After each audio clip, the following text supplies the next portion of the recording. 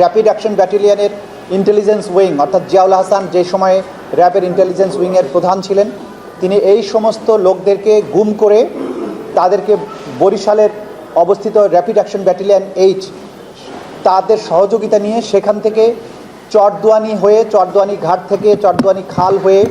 বলেশ্বর নদী এবং বলেশ্বর নদীর থেকে সাগরের মোহনার দিকে, কখনো সুন্দরবনের দিকে এই ভিকটিমদেরকে ট্রলারে তুলে নিয়ে গিয়ে হাত পা এবং চোখ বেঁধে নিয়ে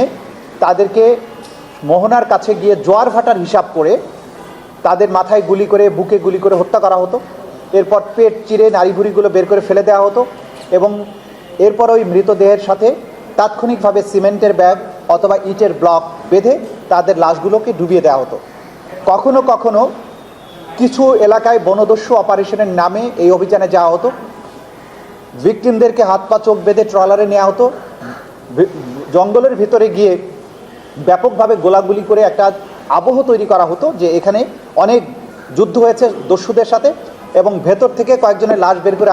এনে বলা হতো যে এদেরকে ক্রস ফায়ারে তারা নিহত হয়েছে।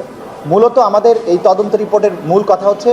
যে আমাদের তদন্ত সংস্থা বের করেছে যে আসলে এই ভিকটিমদেরকে আগে থেকে গ্রেপ্তার করে বনের ভিতরে নিয়ে গুলি করে হত্যা করে পরবর্তীতে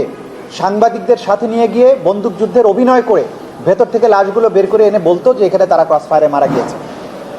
এইভাবে ক্রস ফায়ারে মানুষ হত্যা এবং ট্রলারে করে গুমের শিকার লোকদেরকে সাগরে বা নদীতে নিয়ে গিয়ে এইভাবে নির্মমভাবে হত্যা করে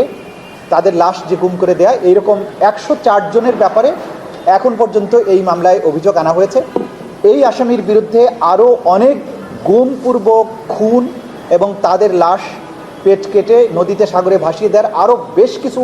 হত্যাকাণ্ডের বিবরণ তদন্তাধীন আছে, যেগুলো খুব সহসাই অভিযোগপত্র দাখিল হবে বলে আমরা আশা করছি।